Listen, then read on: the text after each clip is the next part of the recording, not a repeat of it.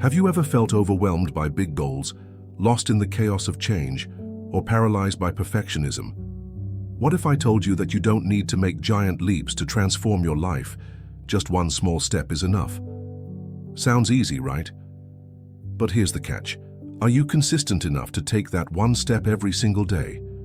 Welcome to the world of Kaizen, where slow progress is not only good, it's powerful. Let's dive into Sarah Harvey's Kaizen, the Japanese method for transforming habits, one small step at a time, and discover how tiny improvements can lead to extraordinary change. Chapter 1. What is Kaizen? The power of one tiny step. Let me ask you something. When you think of changing your life, your habits, career, or mindset, do you imagine massive overhauls, New Year's resolutions, sudden gym memberships, big declarations? Well, what happens after a few days? You burn out, you stop, you feel guilty. Sarah Harvey introduces us to the opposite. Kaizen, a Japanese philosophy built on this idea, continuous improvement through small, consistent steps. It was originally used in Japanese manufacturing after World War II, most famously by Toyota, to refine efficiency. But Sarah shows us how Kaizen isn't just a business tool, it's a life philosophy. Question for you. What's one area of your life that feels too big to change all at once? Now, imagine breaking it down into the tiniest possible step. What would that look like? Chapter 2. Why big changes often fail. Sarah doesn't just tell us what Kaizen is, she explains why we fail without it. Think about the brain. When we attempt sudden, dramatic change, our brain triggers a fight or flight response. Stress kicks in, we retreat to comfort. But when we take a small step, so tiny it's almost unnoticeable, the brain doesn't panic. It feels safe. It builds trust. That's the secret. Small steps bypass fear. So instead of waking up one day saying, "I'm going to write a book," you start with writing for 1 minute a day, just 60 seconds, and you build from there. Let me ask you, what's one goal you've quit halfway because it was too big? Could a tiny step have kept you moving forward? Chapter 3. The science of small steps. Kaizen isn't just motivational fluff. Sarah explains the neuroscience behind it. When we repeat a small action, the brain forms new pathways, habits. The key is consistency over intensity. Imagine this, which is more effective over a month? Writing 10 pages for one day and then stopping, or writing half a page daily for 30 days? The latter wins every time. Why? Because you're training your identity. Daily action becomes part of who you are. Ask yourself, are you trying to force change, or are you gently training your brain with repetition? Chapter 4. Kaizen in daily life, health, relationships, work. Let's get practical. Sarah dives into how Kaizen can be applied in different areas. Mental health. Don't aim to be happy overnight. Start with one mindful breath each morning, or write one sentence of gratitude. Physical health. No need for a 90-minute workout. Begin with a 5-minute stretch, a short walk, one healthy meal. That's Kaizen. Career growth. Instead of saying, "I'll become a CEO in 5 years," start by learning one new skill per week. One article, one podcast, one call. Relationships. Want better communication with your partner? Start with one compliment a day. One deep question, one act of kindness. What's one daily action you can start today to improve your health, career, or relationships? Just one. Think small. Chapter 5. The Japanese wisdom behind Kaizen. Sarah beautifully explains the cultural roots of Kaizen. In Japan, perfection isn't expected. What's admired is persistence and patience. The Japanese have concepts like wabi-sabi, finding beauty in imperfection, shokunin, dedicating oneself to mastering a craft over a lifetime. Kaizen fits perfectly into this worldview. In the West, we often rush success, but Kaizen whispers, take your time, make it meaningful.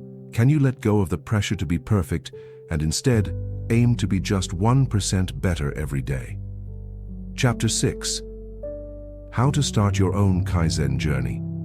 Sarah Harvey suggests a few practical ways to begin. 1. Start with one small step. 2. Start with one healthy meal. 3. Write one sentence of gratitude. 4. Begin with a 5-minute stretch, a short walk, one healthy meal. That's Kaizen. Career growth. Instead of saying, "I'll become a CEO in 5 years," start by learning one new skill per week. One article, one podcast, one call. Relationships. Want better communication with your partner? Start with one compliment a day. One deep question, one act of kindness. Pick one area of your life you want to improve. Break it into the tiniest step possible. Attach it to a habit you already do. Example: do one push-up after brushing your teeth. Track your progress, even if it's just a smiley face on a calendar. Celebrate the effort, not just the result. She emphasizes that Kaizen is not about speed. It's about direction. Where do you want to go in life? And what's the smallest action you can take today to move in that direction? Chapter 7. Case studies and real-life examples. Sarah shares inspiring stories. A woman who couldn't face running, so she started by putting on her running shoes each morning and doing nothing else. Weeks later, she began walking.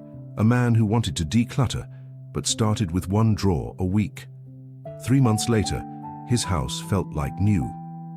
What's powerful here is that these people didn't wait for motivation. They created it by taking one small step every day.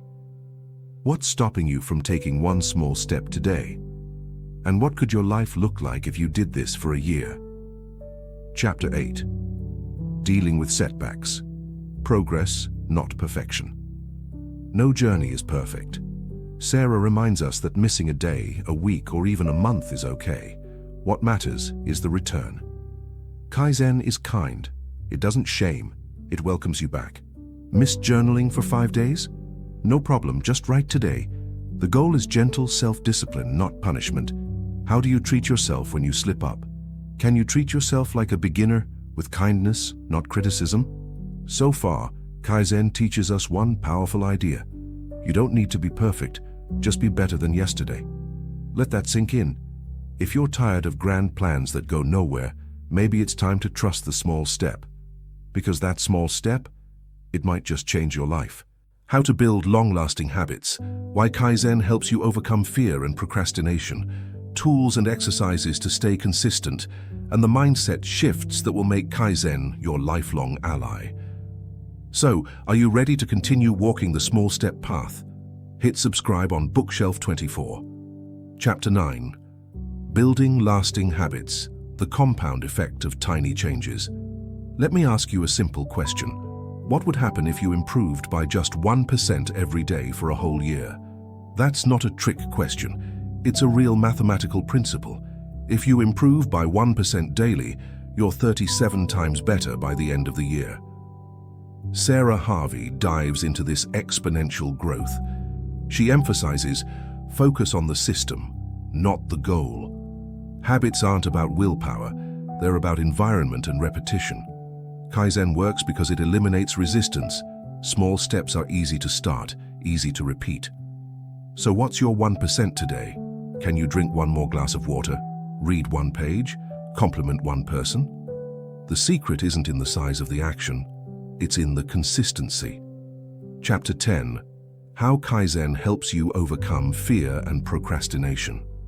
Sarah explores something we all face: procrastination and fear.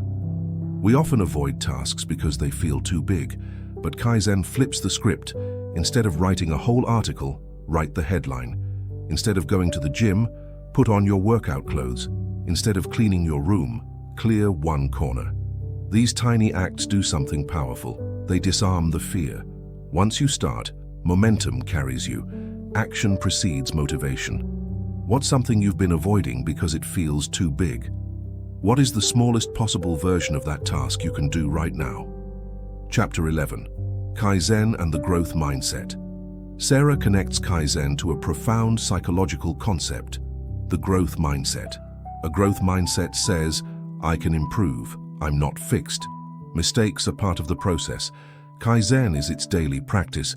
You're not chasing perfection, you're pursuing progress. This mindset reduces fear of failure, encourages curiosity, fuels lifelong learning. Do you believe you can grow over time? Are you willing to improve slowly, not just quickly? This shift, this belief that slow is strong, can redefine your self-worth and success. Chapter 12. The Kaizen Toolbox. Practical methods you can use today. Sarah lays out several Kaizen tools that make implementation super easy. 1. The 1-minute rule. Do anything for just 1 minute. Meditate, stretch, journal, read. This removes excuses. Who can't spare a single minute? 2. Habit stacking. Link a new behavior with a current habit. For example, after brushing teeth, do 5 squats. After lunch, write 3 gratitude points. 3. Micro-journaling. Instead of long journal entries, just answer, what went well today? What did I learn? What will I improve by 1% tomorrow? 4. Visible cues. Put reminders in your space, sticky notes, habit trackers, calendar marks. Your environment should encourage action. Which one of these tools can you try today? Start with one, just one. Chapter 13. The role of patience, trusting the invisible progress. One of the hardest things about Kaizen? Not seeing results immediately. We live in a world addicted to fast results, but Sarah reminds us, growth is often invisible before it becomes obvious. Roots grow before trees bloom. Muscles strengthen before you see abs. Confidence builds before you notice it. Kaizen teaches delayed gratification and deep trust. Can you commit to a process even when the results aren't visible yet? Can you water your habits like seeds, trusting they'll bloom in time? Chapter 14. Community and support. Don't go alone. Kaizen might be a personal journey, but Sarah encourages finding community. Surround yourself with people who encourage small progress, celebrate effort, share wins no matter how small. This doesn't mean creating pressure, it means creating accountability and joy. Who in your life can you share your Kaizen journey with? Can you find a partner, a friend, or even a journal to track your daily progress with? Chapter 15. Overcoming the inner critic. Gentle discipline over harsh self-talk. We all have that voice inside that says, "You're not doing enough. You missed a day, so what's the point? This is too slow."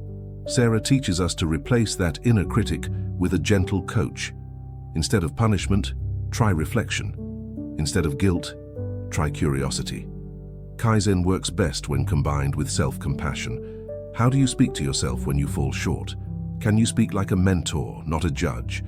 This is how habits last, not through fear, but through kindness. Chapter 16. Celebrating small wins, fueling the journey. Do you celebrate small victories? Sarah says we must. Every time you drink an extra glass of water, say no to a bad habit. Wake up on time. You're winning. Celebrate it. Say it out loud. Journal it. Share it with someone. These celebrations create dopamine, the brain's reward system. This builds momentum. What's your small win today? Can you give yourself credit for it right now? This is not silly.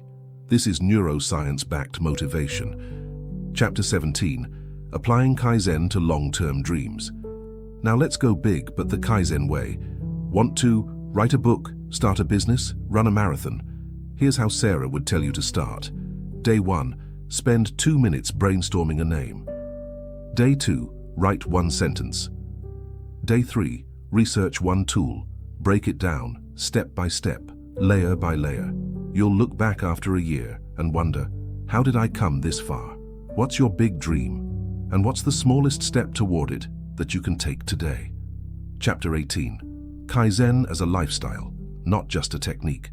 Finally, Sarah encourages us to see Kaizen not as a habit hack, but as a way of being. It's not about fixing yourself. It's about loving yourself enough to improve every day. It's about honoring your future through today's small steps. This applies to every part of your life. Emotional growth, parenting, creativity, self-confidence. Can you make Kaizen your companion for life, not just a project for the month? This is about becoming your own best guide, one day at a time. Final takeaways from Kaizen by Sarah Harvey. Let's wrap this up with some of Sarah's most powerful lessons. Start small, ridiculously small. Consistency beats intensity. Your brain loves repetition, not pressure. Celebrate tiny wins. They fuel big change. Progress, not perfection, is the goal. Kindness to self creates discipline that lasts. You don't need to rush, you just need to begin. Closing message. So here's the real question. Are you willing to be 1% better today? That's it. That's all Kaizen asks. No big resolutions. No radical overnight changes. Just one small act. Repeat it over and over until it changes your life. If you've loved this audiobook summary of Kaizen by Sarah Harvey, don't forget to like, subscribe, and share it with someone who needs a little motivation, not from pressure, but from peace. This was Kaizen, and you've been listening to Bookshelf 24, where small steps build great lives.